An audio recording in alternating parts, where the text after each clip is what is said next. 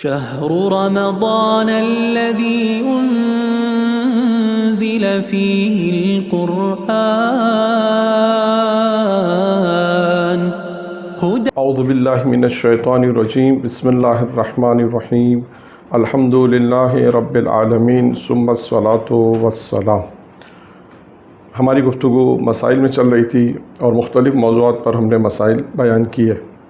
وہ تمام مسائل جو آپ کے کورس میں شامل تھے ان کو کوشش کر کے بیان کیا، اور اس سلسلے کا آج آخری درس ہے. اور آج جو عنوان ہے وہ ہے نکاح کے شرائط، کہ اگر ایک عورت اور ایک مرد اگر نکاح کرتے ہیں تو کن شرائط کا ہونا ضروری ہے. تو آج کا عنوان ہے نکاح کے شرائط، اور نکاح کرنے کی جو شرائط ہیں وہ انہوں نے بیان کی ہیں. مسئلہ نمبر 2335 ہے. مسئلہ نمبر 2335 یعنی 2335 میں نکاح کی چند شرائط جو مندرذیل ہیں وہ بیان کرتے ہیں. نمبر 1 کہتے ہیں احتیاط واجب کی بنا پر نکاح کا صیغہ عربی میں پڑھا جائے. احتیاط واجب کی بنا پر نکاح کا صیغہ عربی میں پڑھا جائے، اور اگر خود مرد اور عورت صیغہ عربی نہ پڑھ سکیں تو عربی کے علاوہ کسی دوسری زبان میں بھی پڑھ سکتے ہیں، اور کسی شخص کو اپنا وکیل بنانا لازم نہیں ہے. البتہ انہیں چاہیے کہ وہ الفاظ کہیں جو زوجتو اور قبلتو کا مفہوم ادا کرے. دیکھیے یہ کہنا کیا چاہتے ہیں اس مسئلے میں. اس پہلی شرط میں کہنا چاہتے ہیں کہ عورت اور مرد جو نکاح انجام دے رہے ہیں وہ احتیاط واجب کی بنا پر عربی میں انجام دیں، یعنی وہ صیغے عربی میں پڑھے جائیں. پھر یہ کہتے ہیں کہ اگر خود اور عورت عربی میں نہ پڑھ سکتے ہوں، خود عورت اور مرد عربی میں نہ پڑھ سکتے ہوں تو عربی کے علاوہ کسی دوسری زبان میں بھی پڑھ سکتے ہیں. پھر کہتے ہیں کہ کسی کو اپنا وکیل بنانا ضروری نہیں ہے، عورت اور مرد خود بھی یہ صیغے پڑھ سکتے ہیں. لیکن کہتے ہیں البتہ انہیں چاہیے، یعنی عورت اور مرد کو چاہیے کہ وہ الفاظ ادا کرے جو زوجتو اور قبلتو کا معنی اور مفہوم ادا کرے. دوسری شرط کہتے ہیں کہ مرد اور عورت یا ان کے وکیل جو صیغہ پڑھ رہے ہیں وہ قصد انشاء رکھتے ہوں. یعنی اگر خود مرد اور عورت صیغہ پڑھ رہے ہیں تو عورت کا زوجتو کا نفسی کہنا اس نیت سے ہو کہ خود کو اس کی بیوی قرار دے، اور مرد قبلتو تزویجہ کہنا اس نیت سے ہو کہ وہ اس کو اپنی بیوی بننا قبول کرے. اور اگر مرد اور عورت کے وکیل صیغہ پڑھ رہے ہوں تو زوجتو اور قبلتو کہنے سے ان کی نیت یہ ہے کہ وہ مرد اور عورت جنہوں نے انہیں وکیل بنایا ایک دوسرے کے میاں بیوی بن جائیں گے. یہ مسئلہ کیا بیان کرتے ہیں، اس میں توضیح دے دیں. دوسری شرط کیا ہے کہ مرد عورت یا ان کے وکیل جو صیغہ پڑھ رہے ہیں اس میں قصد انشاء ہونا چاہیے. قصد انشاء کیا ہے؟ قصد انشاء کے معنی کہتے ہیں کہ جب عورت کا وکیل یہ کہے یا عورت یہ کہے زوجتو نفسی، جب عورت یہ کہے تو اس نیت سے کہے کہ میں اپنے آپ کو اس شخص کی بیوی قرار دیتی ہوں. اور مرد جب یہ کہ قبلتو تزویجہ کہے تو وہ اس نیت سے کہے کہ میں اس خاتون کو اپنی بیوی بناتا ہوں یا قبول کرتا ہوں. اور اگر مرد اور عورت کے وکیل صیغہ پڑھ رہے ہوں تو زوجتو اور قبلتو جب کہیں تو اس نیت سے ہو. مرد اور عورت یہ نیت یہ رکھیں دونوں، کہ عورت یہ نیت رکھے کہ میں اس کی بیوی، اور مرد یہ نیت رکھے کہ یہ میری بیوی، اور عورت یہ نیت کر کے میرا شوہر ہے. یعنی دوبارہ میں اس کو کہہ دوں یہاں سے کہ اگر مرد اور عورت کے وکیل صیغہ پڑھ رہے ہوں تو زوجتو اور قبلتو کہنے سے ان کی نیت یہ ہو کہ مرد اور عورت جنہوں نے انہیں وکیل بنایا ایک دوسرے کے میاں بیوی بن جائیں گے. ٹھیک ہے. تیسری شرط میں کیا کہتے ہیں؟ تیسری شرط میں کہتے ہیں جو شخص صیغہ پڑھ رہا ہو ضروری ہے کہ وہ عاقل ہو، اور اگر اپنے لیے پڑھ رہا ہو تو بالغ ہونا بھی ضروری ہے. بلکہ احتیاط کی بنا پر نابالغ ممیز بچے کا دوسرے کا نکاح پڑھنا کافی نہیں ہے، اور اگر پڑھ دے تو طلاق دینا ضروری ہے یا دوبارہ نکاح پڑھے.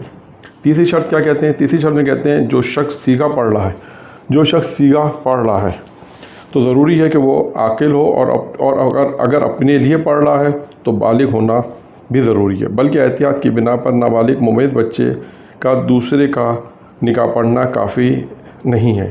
اگر پڑھ دے تو کہتے ہیں اس صورت میں طلاق دینا ضروری ہے یا دوبارہ نکاح پڑھے. چوتھی شرط کہتے ہیں اگر عورت اور مرد کے لیے وکیل یا ان کے سرپرست صیغہ پڑھ رہے ہیں تو وہ نکاح کے وقت عورت اور مرد کو معین کریں. یعنی جس عورت اور مرد کی شادی ہو رہی ہے وہ معین ہونا ضروری ہے۔ کہتے ہیں عورت اور مرد کے لیے وکیل یا ان کے سرپرست سیگا پڑھ رہے ہوں تو وہ نکاح کے وقت عورت اور مرد کو معین کریں، مثلا ان کے نام لیں یا ان کی طرف اشارہ کریں۔ لہذا جس شخص کی کئی لڑکیاں ہوں اور اگر وہ کسی مرد سے یہ کہے زوجتک احدی بناتی، یعنی میں نے اپنی بیٹیوں میں سے ایک کو تمہاری بیوی بنایا، وہ مرد کے قبل تو یعنی میں نے قبول کیا تو چونکہ نکاح کرتے وقت لڑکی معین نہیں کیا گیا تھا، اس لیے کہتے ہیں نکاح باطل ہے۔ یعنی یہ شرط میں کہنا چاہتے ہیں کہ جس عورت اور مرد کا نکاح ہو رہا ہے وہ دونوں معین ہونا چاہیے۔ ایسا نہیں کہ ایک مرد کی 8 سے 10 لڑکیاں ہیں، وہ ایک مرد کو کہے کہ بھئی میں نے کسی بھی ایک بیٹی کا تمہارے ساتھ نکاح کیا، کہتے ہیں اس طرح صحیح نہیں ہے، لڑکی معین ہونی چاہیے۔ 5ویں شرط، آخری جو شرط ہے وہ یہ کہتے ہیں کہ عورت اور مرد ازدواج پر راضی ہوں، عورت اور مرد جو ازدواج پر راضی ہوں، ہاں اگر بظاہر ناپسندی کا اظہار کریں اور معلوم ہو کہ دل سے راضی ہوں تو نکاح صحیح ہے۔ یہ بھی بہت ہمارے معاشرے میں مبتلا بھی مسئلہ ہے، میں دوبارہ پڑھ دیتا ہوں۔ کہتے ہیں عورت اور مرد ازدواج کے وقت یعنی جب نکاح ہو رہا ہو تو راضی ہونے چاہیے، دونوں کی رضامندی ضروری ہے۔ عورت اور مرد کی رضامندی ضروری ہے، ہاں اگر بظاہری طور پر اگر بظاہر ناپسندی کا اظہار لیکن معلوم ہو کہ دل سے راضی ہیں تو کہتے ہیں اس کا نکاح صحیح ہے۔ پھر ایک مسئلہ اور بیان کرتے ہیں، اگر نکاح میں ایک حرف یا زیادہ، کہتے ہیں ایک حرف یا زیادہ غلط پڑے جائیں، کہتے ہیں اگر نکاح میں ایک حرف یا زیادہ غلط پڑے جائیں جس سے معنی نہ بدلے تو کہتے ہیں نکاح صحیح ہے۔ یہ بھی توجہ کریں، اگر نکاح میں ایک حرف یا زیادہ غلط پڑے جائیں جس میں معنی نہ بدلیں تو کہتے ہیں نکاح صحیح ہے۔ پھر اس کے بعد والا جو مسئلہ ہے، یہ مسئلہ تھا 2336، اب مسئلہ ہے 2337۔ وہ شخص جو نکاح کا صیغہ پڑھ رہا ہے، اس کے لیے جو شخص نکاح کا صیغہ پڑھ رہا ہو، اگر وہ خواہ اجمالی طور پر نکاح کے معنی جانتا ہو اور اس کے معنی کو حقیقی شکل دینا چاہتا ہو تو نکاح صحیح ہے۔ یہ لازم نہیں کہ وہ تفصیل کے ساتھ صیغے کے معنی کو جانتا ہو، مثلا یہ جانتا ہو کہ عربی کے لحاظ سے فعل یا فاعل کون سا۔ اب یہ نکاح پڑھنے کے متعلق مسئلہ ہے کہ وہ شخص جو نکاح کا صیغہ پڑھ رہا ہے اس کے متعلق یہ مسئلہ ہے کہ وہ اجمالی طور پہ جانتا ہے کہ نکاح کے معنی جانتا ہو، اجمالی طور پہ نکاح کا معنی جانتا ہو اور اس کے معنی کو حقیقی شکل دینا چاہتا ہو تو کہتے ہیں نکاح صحیح ہے۔ لیکن یہ لازم نہیں کہ وہ تفصیل کے ساتھ صیغے کے معنی کو جانتا ہو کہ مثلا عربی میں کیا، عربی کے لحاظ سے فاعل کون ہے اور فعل کیا ہے، یہ جاننا اس کے لیے ضروری نہیں ہے۔ مسئلہ نمبر 2341 میں، وہ لڑکی سن بلوغ کو پہنچ گئی ہے اور رشیدہ ہو، یعنی اپنا برا بھلا سمجھتی ہو اور اگر شادی کرنا چاہے، کنواری ہو، اپنی زندگی کے امور خود مختاری سے انجام نہ دیتی ہو تو اسے چاہیے کہ اپنے باپ یا دادا سے اجازت لے، بلکہ احتیاط واجب کی بنا پر یہ حکم اس لڑکی کے لیے بھی جو خود مختاری سے اپنی زندگی کے کاموں کو انجام دیتی ہے، البتہ ماں اور بھائی سے اجازت لینا لازم نہیں۔ اس مسئلے کو میں دوبارہ بیان کر دیتا ہوں، یہ بہت پوچھا جاتا ہے مسئلہ۔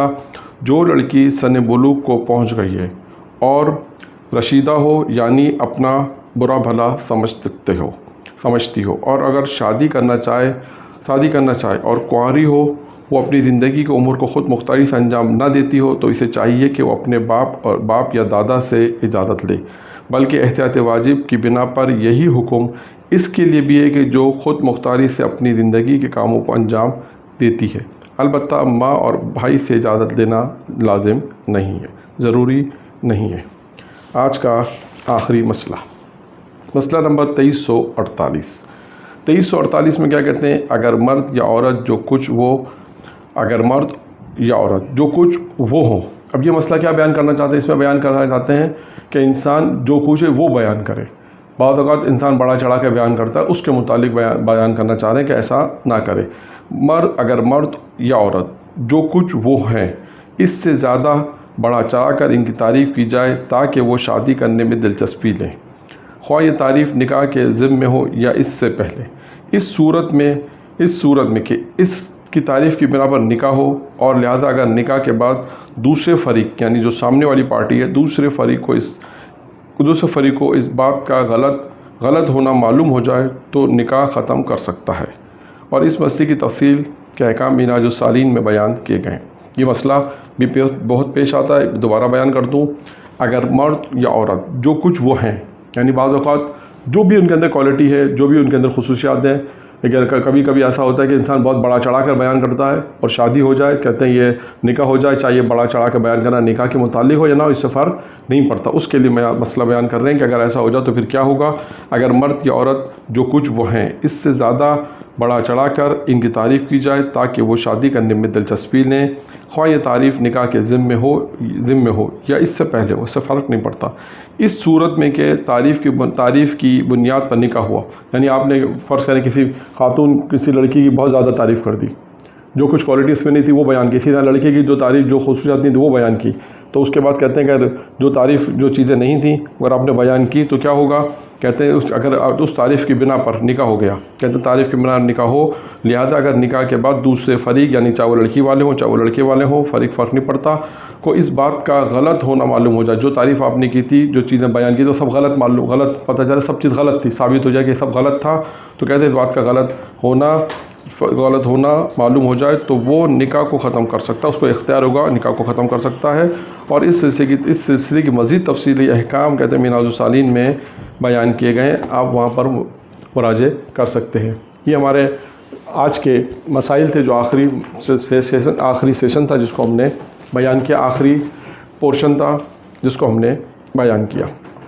اب آتے ہیں کل کی وہ روایت جو امیر المومنین کی ایک روایت تھی، جس میں ہم نے بیان کیا کہ امیر المومنین نے 12 چیزوں کو بیان کیا ہے۔ انسان دنیا اور آخرت کی اگر خیر چاہتا ہے تو 12 چیزوں میں، کل ہم نے 6 چیزیں بیان کی، آج اس کی 6 چیزیں مزید بیان کرتے ہیں۔ کل ہم نے بیان کیا تھا یہاں تک کہ وہ شخص جھوٹ بولتا ہے اور گمان کرتا ہے کہ کیونکہ وہ کہتا ہے اگر میں حلال زادہ ہوں، جو زنا کو محبت کرتا ہے اور یا خدا کی نافرمانی پر ہر صبح شام جسارت کرتا ہے۔ آج کا جو پہلا پوائنٹ ہے امیر المومنین کی اس روایت میں، اے نوف، امام فرماتے ہیں نوف صلہ رحمی کرو تاکہ تمہاری عمر میں اضافہ ہو، اے نوف اخلاق اچھا رکھو تاکہ تمہارا حساب آسان ہو۔ دیکھیں دونوں کا نتیجہ بھی امیر المومنین نے بتایا کہ صلہ رحمی کرو تو کیا فائدہ ہوگا اور اچھا اخلاق کرو گے تو کیا فائدہ ہوگا۔ پھر امیر فرماتے ہیں اگر تم چاہتے ہو کہ روز قیامت میں میرے ساتھ محشور ہونا چاہتے ہو تو تم کسی پہ ظلم مت کرو۔ اگر تم چاہتے ہو کہ روز قیامت میں میرے ساتھ محشور ہو تو کسی پہ ظلم نہ کرو، کسی کی ظلم کرنے میں مدد نہ کرو، یعنی مدد کرنے کا، کسی کے ظالم کی اگر تم نے مدد کی تو یہ صحیح نہیں ہے۔ کہتے ہیں کہ تم میرے ساتھ محشور ہونا چاہتے ہو تو ظالم کی مدد نہ کرو۔